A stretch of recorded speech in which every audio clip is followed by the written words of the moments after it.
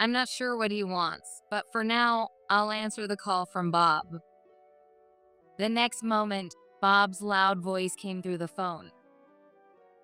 Hey, what do you think you're doing? What do you mean? I stammered, caught off guard. As I was wondering why he was yelling, Bob said, Why aren't you home? If you're not making dinner, you're a failure as my wife, and I'll divorce you. I couldn't believe what I was hearing, but I tried to stay calm as I replied, I'm at home with my husband. What? Bob's confused voice came through the phone. What is he talking about? Me not being home, being a failed wife, and getting divorced? If he's trying to stir up trouble to ruin my happiness now, I won't let him. No, maybe the mistake was ending things with just a divorce back then. That's right. Bob made my life miserable. It's unfair that he gets away without suffering. It's not too late. I'll make sure Bob suffers too. Luckily, I've got plenty of dirt to use against him. I'll throw it all in his face with alimony to top it off. I smirked and spoke to Bob through the phone.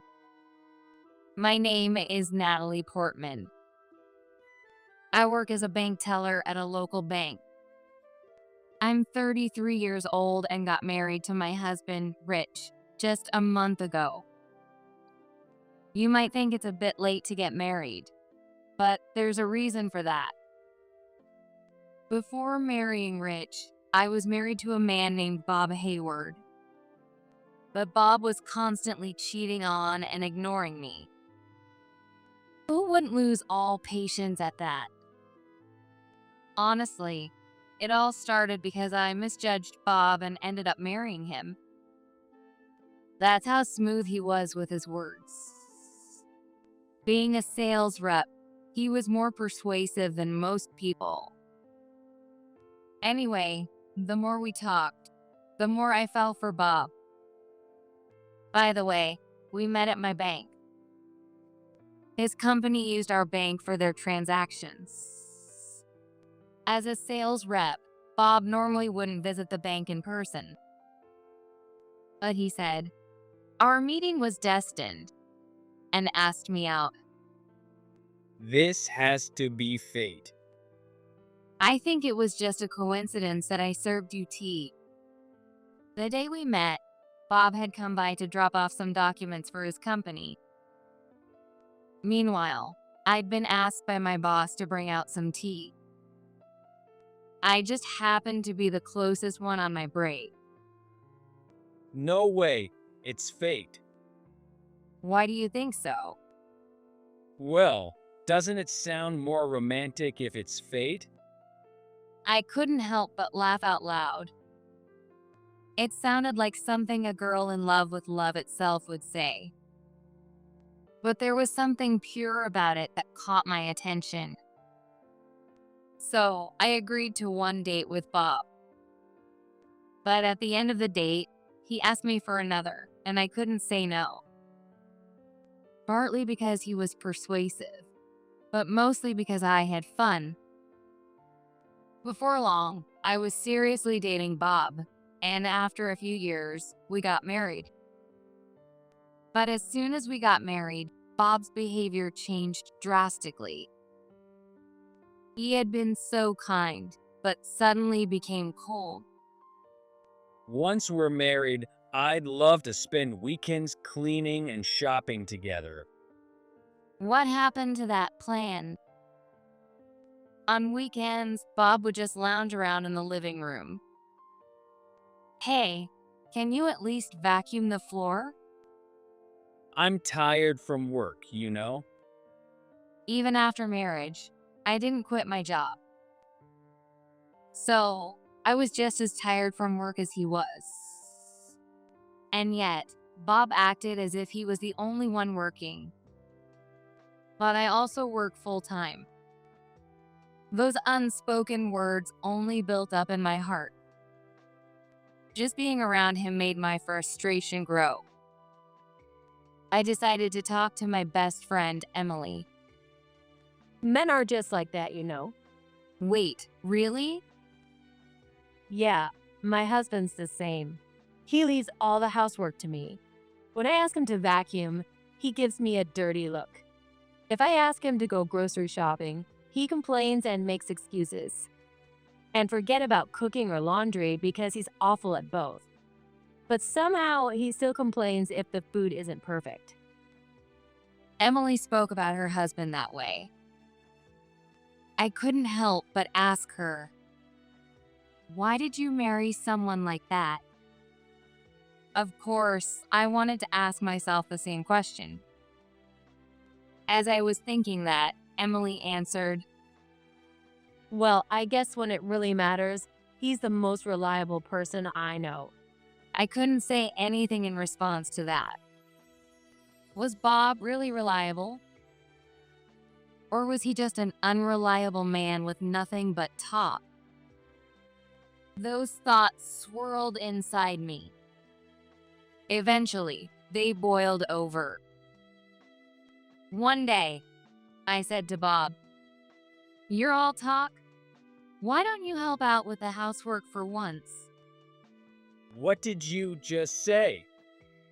Bob's face twisted with anger. I panicked and tried to smooth things over. But before I could, Bob raised his voice and started ranting. You might have an easy job as a bank teller with little overtime, but I'm a busy salesman. Come on. And now you're telling me to do chores? Housework is a woman's job. Bob's voice was louder than ever. I clammed up.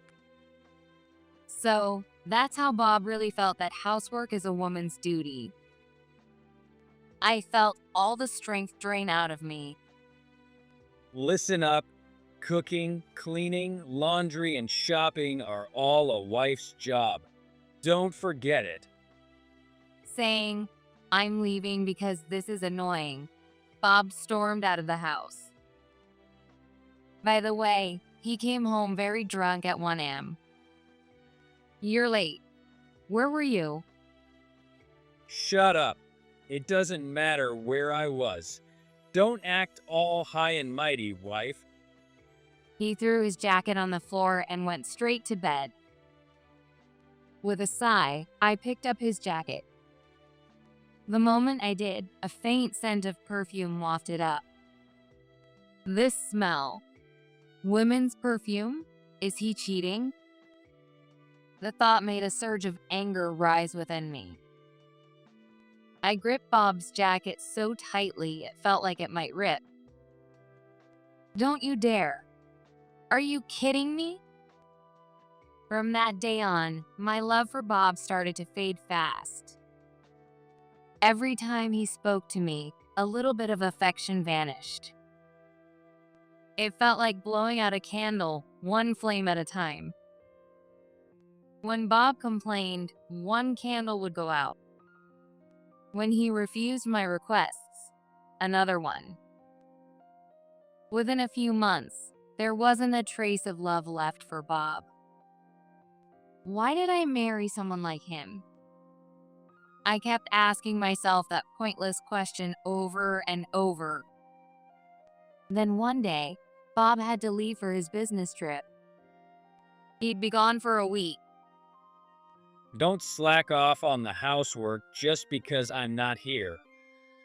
"I know," I replied curtly, looking away. Bob looked slightly annoyed. But he didn't seem to have the time to deal with me either. Bob clicked his tongue softly and rushed out of the house. As I watched him leave, I let out a quiet sigh of relief. When we first got married, just being together made me happy. But now, being around him feels suffocating. Sometimes I even get irritated for no reason. This is it. It's probably over. Maybe I'm reaching my breaking point. I need to think about my future, including the possibility of divorce. I headed to work with heavy steps. I tried to keep up a calm facade and focused on my tasks. A few hours passed. Then someone familiar appeared at my counter. Hello. You're Bob's wife, right? Oh, I think you're. It was Rich Portman, one of Bob's coworkers. They were in the same intake class and seemed to be close friends. He had even attended our wedding, so I couldn't be rude. Rich, how can I help you today? Still in work mode? Can we talk later? Rich glanced behind me for a moment. I followed his gaze and saw my manager keeping an eye on me. After hours, if that's okay. That'll work. Call me. Rich placed his business card on my counter. I gave him a small nod. Anyway, about today's transaction. It seemed he'd come to the bank for a personal transfer. I smiled as I handled his procedure. The process was completed quickly, and Rich gave me a polite nod. Thanks. I'll be waiting for your call. With that, Rich left the bank in a hurry. I stared at the business card he'd left behind. What's his intention? That thought lingered in my mind. After I finished work, I called Rich. To my surprise, he picked up immediately. And he asked to meet in person because he had something to discuss. Meeting alone might make people suspect an affair. That was the honest truth running through my mind. Still, I couldn't ignore whatever Rich wanted to tell me. After some hesitation, I agreed to meet him at a diner. When I arrived, Rich was already there. I waved off the server's offer for a seat and went straight to his table. Sorry to keep you waiting. No worries. I just got here myself. Okay, so, what did you want to talk about? I sat across from him. Just in case, I discreetly hit the record button on my phone. Actually, it's about Bob. He's been cheating. My heart started pounding the moment he said it. At the same time, a sharp pain tightened my chest. Are you okay? Well, I nodded slightly. I had no feelings left for Bob, not a single shred of love. So if he was cheating, it didn't hurt me. If it was true, I'd just file for divorce. That's all. Well, are you sure about Bob's affair? Yeah. It's with one of our female coworkers. Rich placed his phone on the table in front of me. There was a picture of Bob with his arm around a woman. Even took her along on his business trips. If this keeps up, it's going to affect work.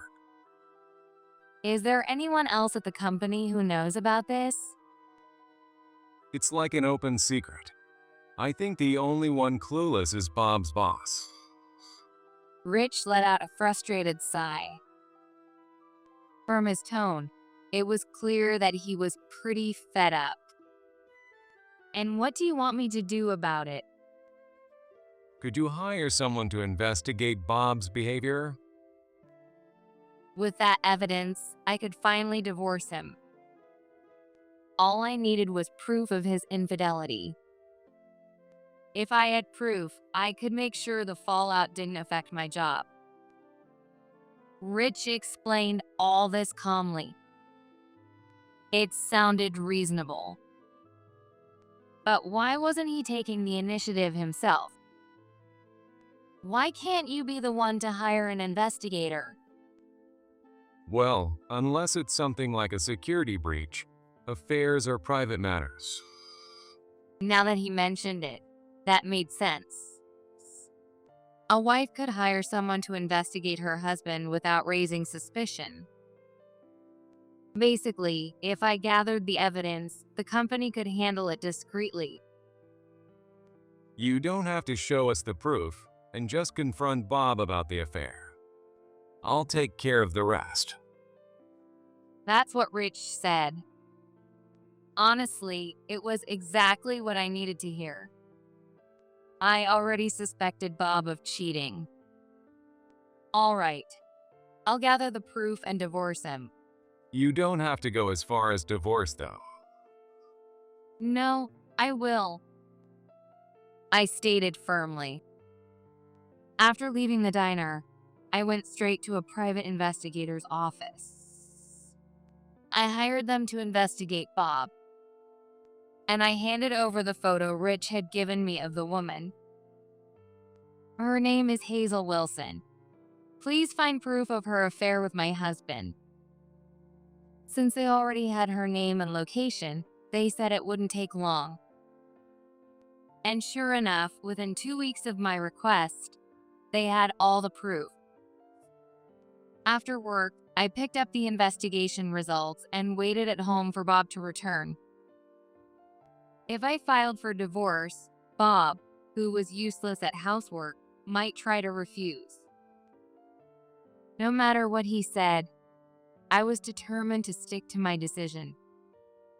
Otherwise, I wouldn't be able to move forward. As I laid out the investigation report on the table and waited, Bob came home with a smug grin on his face. What's with the serious look? He was probably a bit drunk, and his face was flushed. Just sit down, okay? What? You're giving me orders now? Just sit. I raised my voice slightly. Bob scowled but reluctantly sat down. Still sulking and avoiding eye contact, he asked why I had told him to sit down. So, why did you make me sit? Look at this. What's this? Proof of your affair. I pointed at the photo of Bob and Hazel together in the investigation report. An affair? Bob's eyes widened in shock. The alcohol seemed to wear off instantly as he leaned forward. An affair? What are you talking about? What am I talking about? Ask yourself that question. I slammed my hand on the table, not to scare him. Look at the evidence of your affair right in front of you. That's all I wanted to say. This is just a coworker. You're having an affair with your coworker, aren't you? I heard you even took her on a business trip. Did you have fun? I asked coldly. Bob's face twisted in discomfort. Well, I don't want to hear your excuses. I have all the proof I need. At my words, Bob clicked his tongue softly. After thinking for a moment, he let out a sigh. well, fine. I admit it. But come on, every guy does this kind of thing. Is that really all you have to say? Yeah, that's it. Nothing else. Bob, now unapologetically defiant, snorted and looked away. That was the last straw, and I reached into my bag and pulled out something. I slammed it onto the table along with a pen and pushed it toward Bob. Sign the divorce papers. Divorce? Do you even understand what you're doing? Do you know what it means to be divorced at your age? Bob was flustered, but I answered calmly. I know exactly what I'm doing. I know it's way better than staying married to you. What the hell? How dare you talk to me like that? Give me that.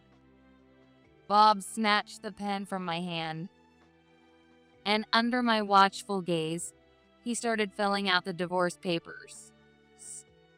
It didn't take long for him to finish. He shoved the papers back at me. There. Take it. You don't need to tell me, then I will. Oh, finally. Good riddance. Get out already. Bob tossed the pen aside with a sneer. Ignoring his tantrum, I stood up. Well, that's that. With that, I turned my back to him. I had already sent most of my belongings to my parents' house days ago.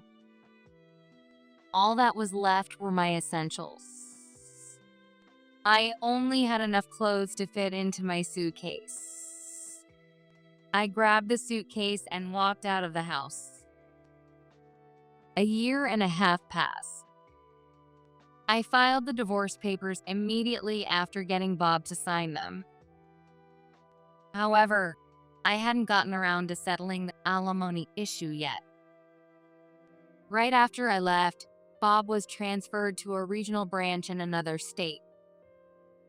There's been a lot over the past year and a half, but I'm happy now. And that's what matters. After dinner, I muttered that to myself, reflecting on everything.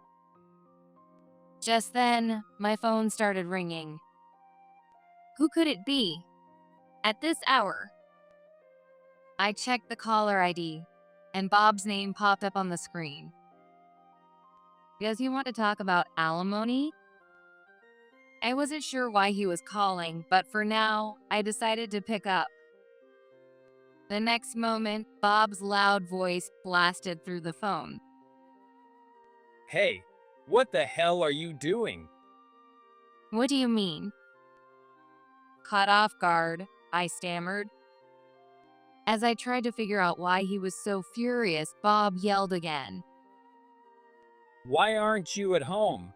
If you're not cooking dinner, you're a failure as my wife, and I'll divorce you. I had no idea what he was talking about, but I stayed calm and answered. I'm at home with my husband. What? Bob's voice sounded utterly dumbfounded. Not home? A failed wife? Divorce? What on earth is Bob talking about? If he was trying to pick a fight and destroy my happiness now, I wouldn't let him. No, maybe I made a mistake by ending it with just a divorce back then. That's right. Bob made my life miserable. It's unfair that he hasn't suffered at all. It's not too late. I'll make sure Bob suffers too. Luckily, I have plenty of dirt to use against him. I'll throw everything at him and a hefty alimony claim. I smirked as I spoke to Bob over the phone. I heard a pretty ridiculous voice just now. Are you okay? Oh, wait. Did you just say you're with your husband? Bob raised his voice. I scoffed before answering. That's right. I mean exactly what I said. Don't you get it? Of course I don't. You're my wife, aren't you?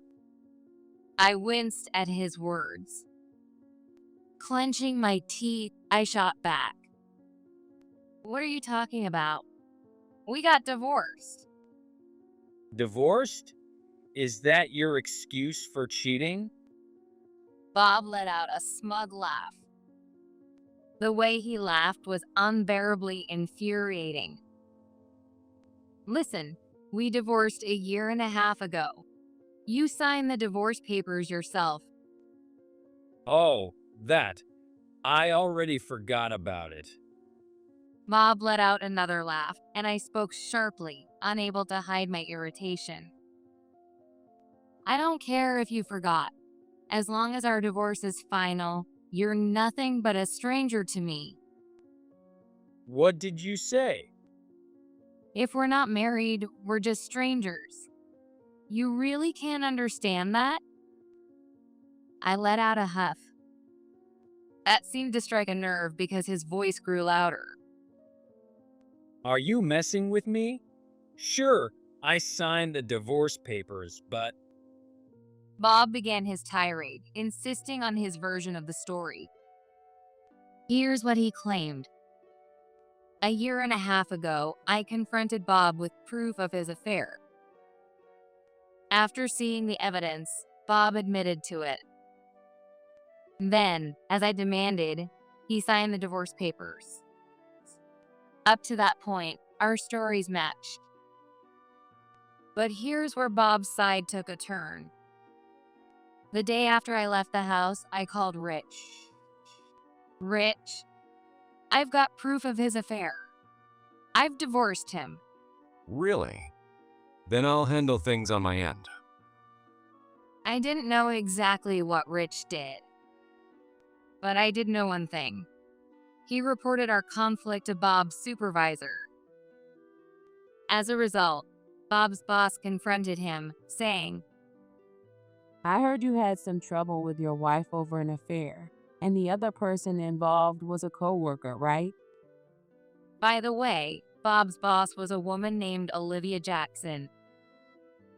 Her gentle tone made the situation even more intimidating for him. well, it wasn't really an affair.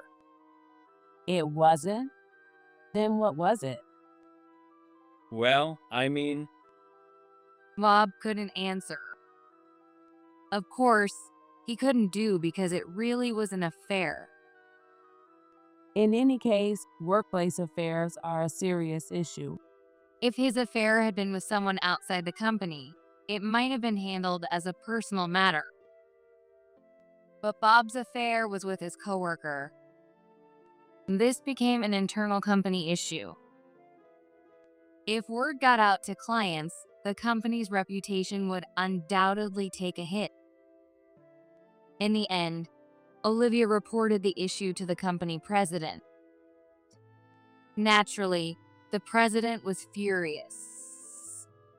However, they couldn't publicly reprimand Bob. It would only bring more embarrassment to the company. After careful consideration, the president decided to transfer Bob to a branch in a rural area to separate him from his mistress. But Hazel, the woman Bob had an affair with, didn't accept that. She'd rather quit than move to the countryside. That's what Hazel insisted. And so, Hazel resigned, leaving Bob to transfer alone. I had already heard all of this from Rich, so I knew the gist of what happened. But what came next in Bob's story shocked me. It was about what happened 2 weeks after Bob's transfer. Bob got a call from his mother, my former mother-in-law. Apparently, she asked him, Hey, I heard you got divorced. What happened? well, a lot of things. Of course, Bob wasn't going to admit that his affair was the cause. According to Bob, his mother continued, Anyway, it sounds like Natalie is apologizing. Natalie is? Yes, she said she went too far. Also, her lawyer left a marriage certificate at our house. Hearing that, Bob thought he had been forgiven and rushed over to his mother's house. Then, believing everything was resolved, he eagerly signed the so-called marriage certificate.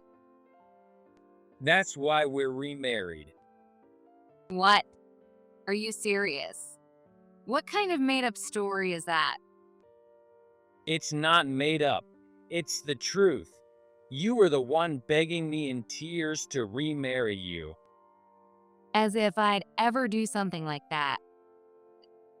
Besides, if I had remarried Bob, I wouldn't have been able to marry my current husband. But in reality, I did legally marry Rich, who was right here with me. We submitted the marriage certificate together, so there was no mistake. I responded confidently to Bob. Sorry, but I don't believe you. I filed a marriage certificate with my current husband just a month ago. Your current husband. Who the hell is your husband? Bob's irritation was obvious, but I calmly answered, Rich Portman. You know him, don't you? He's your coworker, and he even came to our wedding. Rich? You mean Portman? That's right. So now I'm Natalie Portman. I have nothing to do with you anymore. I stated it clearly. But Bob wasn't convinced. That's a lie. I know I signed a marriage certificate. Ask your lawyer. What a persistent man. Still, this argument wasn't going anywhere. At this point, I knew we had to settle this face to face. Enough. If that's how it is, let's meet and talk in person. Fine. I'll expose your so-called infidelity too. Be ready. Bob shouted angrily before hanging up. You're the one who should be ready. Are you okay? You seemed pretty heated during that call. Rich asked with a worried look. I smiled and nodded. I'm fine. Bob's just lying as usual. Besides, I've got strong allies on my side. After saying this, I called my best friend Emily. She's also an excellent lawyer, and I've been consulting with her about the alimony claim against Bob. With everything that had happened, I knew she'd have my back. Hey, Emily. I need to talk to you about something. Our discussion, or rather, strategy session, lasted for about an hour. Okay, I'll contact him myself with the details. You're sure it's okay to leave it all to you? This is what lawyers do after all. Emily's tone was slightly different than usual. She was definitely in work mode. And that gave me all the confidence I needed. Our showdown with Bob took place a week later. The meeting was held at Emily's law firm. She had summoned Bob to the office. Wow, calling me to a lawyer's office like this. How important you must think you are. Bob scratched his head in irritation. Then he plopped down heavily into the chair. So, you're Natalie's lawyer? Yes. We've met before at her wedding. I'm Emily Turner, her friend. Emily greeted him politely and handed him her business card with a calm, professional air. Your friend must be nice. Bob let out a mocking laugh, but Emily didn't flinch. By the way, do you have a lawyer with you? A lawyer? Nah, I don't need one. Are you sure? You're at a serious disadvantage. She warned him, but Bob just chuckled. Disadvantage? Doesn't matter. The facts speak for themselves. Bob seemed overly confident. Did he have some kind of plan? As I tilted my head in confusion, Emily began the discussion. She started by confirming the facts. According to you, you remarried Natalie right after your divorce, correct? That's right. You took the marriage certificate to my mom's house, didn't you? Bob stood up, visibly agitated. Emily calmly gestured for him to sit down. I'm sorry, but I never visited your mother's house. Are you sure you're not mistaken? I'm not mistaken. I signed the marriage certificate myself. Then, what about the signature section? Did you see Natalie's signature on it? Emily hit the nail on the head. Bob faltered. Well, she said she'd sign and submit it. So, did you confirm the completed marriage certificate? Well, she said she'd take care of it. Bob's story was full of vague claims. Frustrated, I couldn't help but interject. Isn't this just another one of your made-up stories? There's no proof, no signature, and nothing. You don't have any proof either. Proof of what? Proof that you're married to Rich. Can you show anything? Bob smirked smugly, thinking I wouldn't be able to. Across the table, Emily smirked back. Oh, we can provide her proof. Here is it. Take a good look. Emily placed prepared documents on the table. She had my marriage certificate ready with her. As you can see, Natalie is legally married to Rich Portman. How? Bob was dumbfounded. I let out a sigh and replied, I told you, didn't I? I remarried Rich. No, this can't be true. Bob clutched his head. He was so shocked that he burst into tears. You said we'd get remarried. I never said that. Besides, if I wanted to remarry him, I wouldn't have divorced him in the first place. Anyway, I think this clears things up, right? I don't believe it. You're my wife. I'll never forgive you for cheating on me with another man. You're the one who cheated. I wanted to shout that, but I held back because it was a law office, after all. No matter what, I refuse to accept this.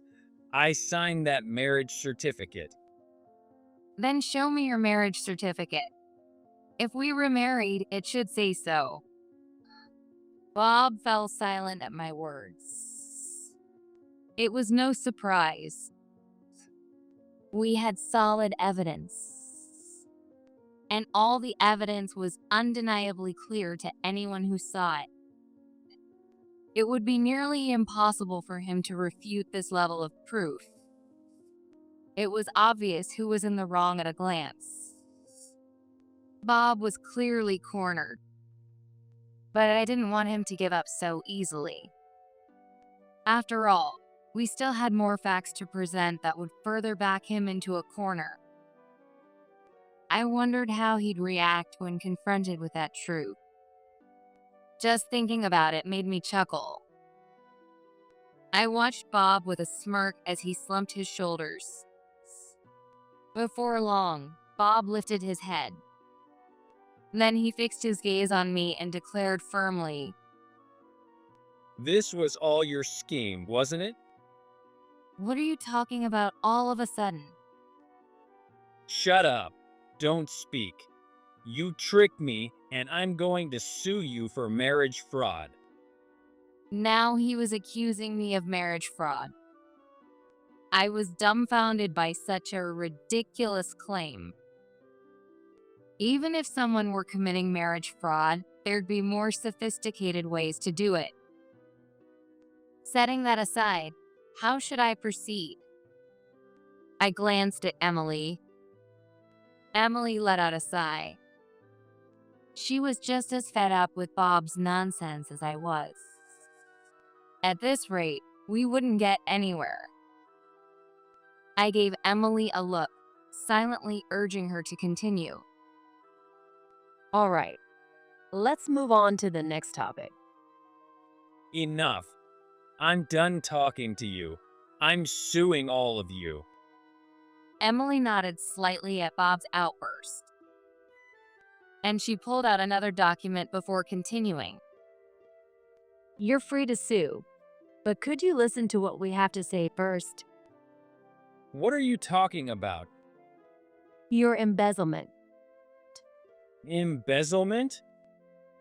Bob's eyes widened in shock. It was different from the reaction I expected. Something felt off, and then Bob started stammering. Wait a second. Embezzlement? What does that even mean? It means taking someone else's property and claiming it as your own. Simply put, stealing money from the company. Bob's face turned pale as Emily spoke. He began to shake, but still managed to protest. I didn't steal any money. Oh, that's strange. That doesn't match the information we received. Emily tilted her head theatrically. Bob shot to his feet, desperate to declare his innocence. What do you mean, information? I don't know anything about this. Really? Yes, really. I swear I don't know. Well, a certain woman confessed. She said you promised to marry her if she helped you embezzle money. I grinned and began explaining in detail. The story went back to the night before. The previous evening, Emily and I had been preparing at my house for today's meeting. We were aligning all the gathered information. Just as we were wrapping things up, Rich came home. I'm back. Preparing for tomorrow? Yeah, that's right.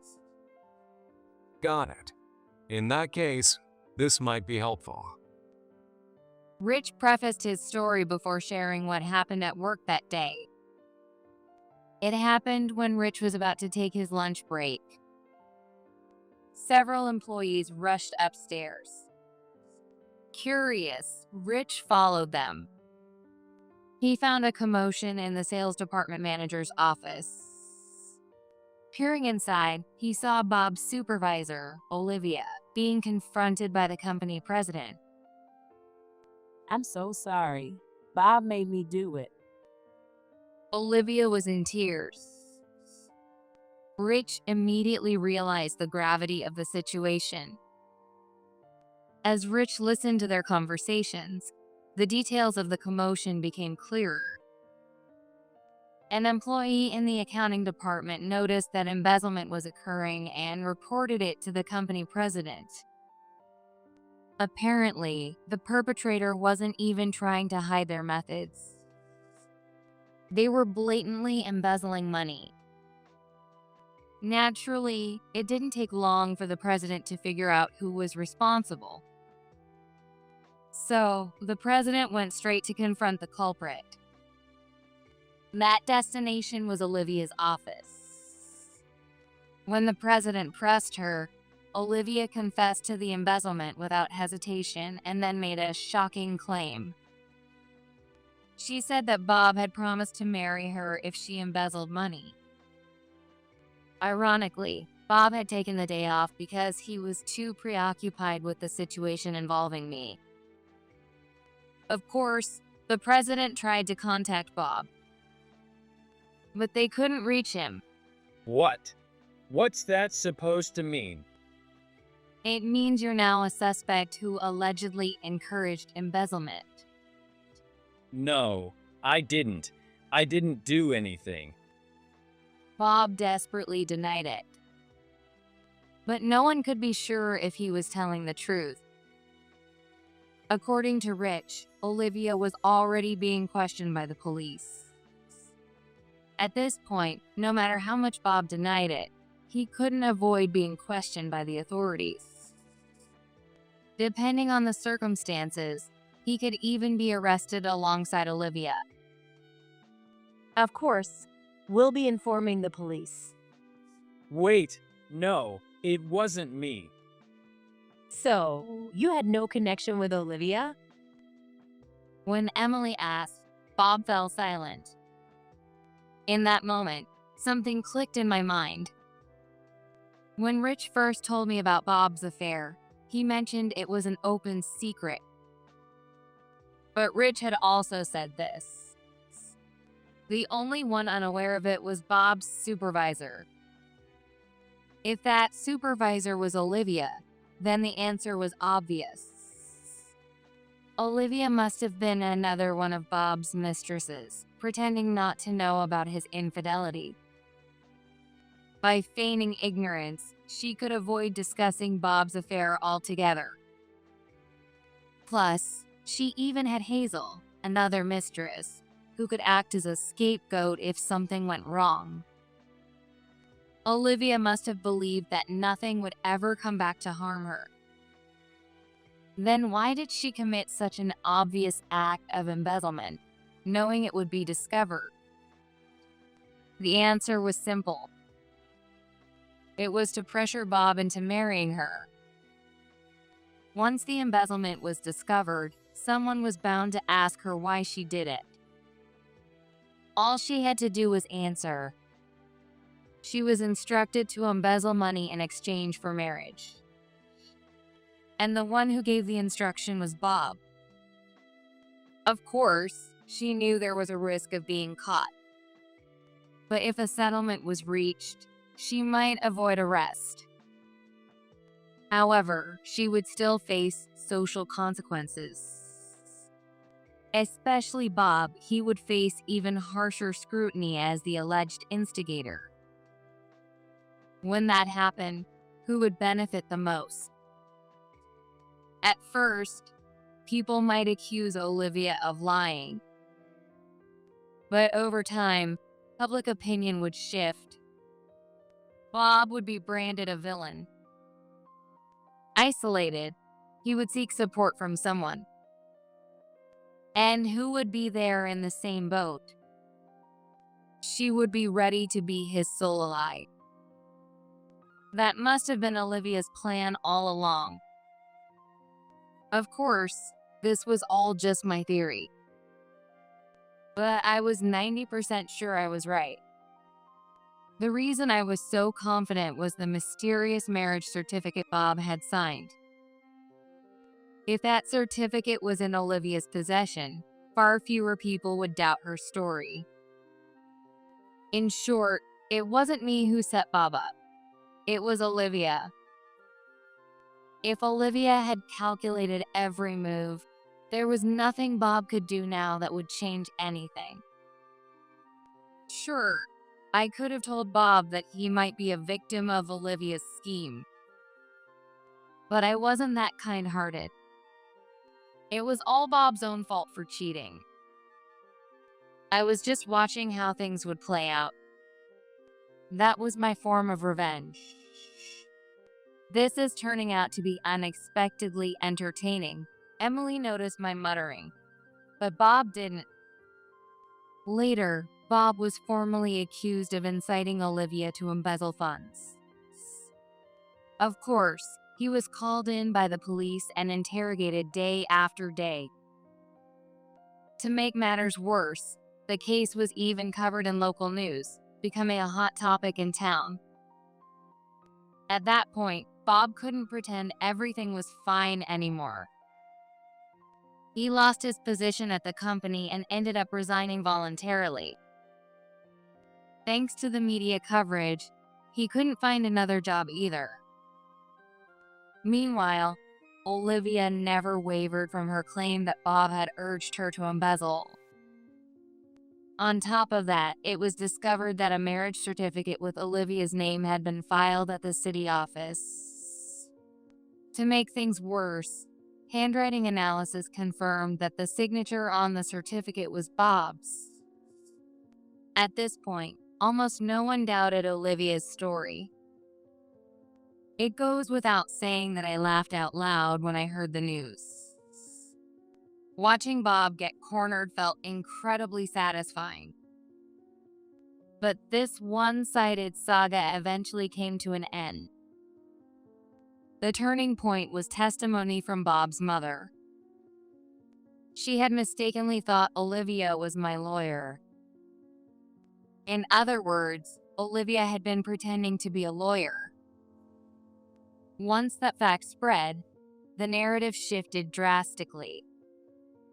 Bob's claims that he had been tricked gained traction. The matter came to a close when Bob filed for the annulment of the marriage certificate. Under intense questioning from the police, Olivia finally gave in. She confessed everything, and Bob was cleared of all charges. However, it wasn't a happy ending for him. The fact that he had cheated remained undeniable. Even though he was free, Bob couldn't find another job. Last I heard, he was working at a construction site in the suburbs.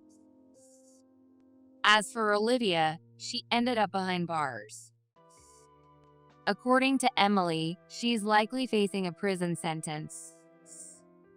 As for me, I'm living happily with Rich. We're close enough to do chores together on weekends.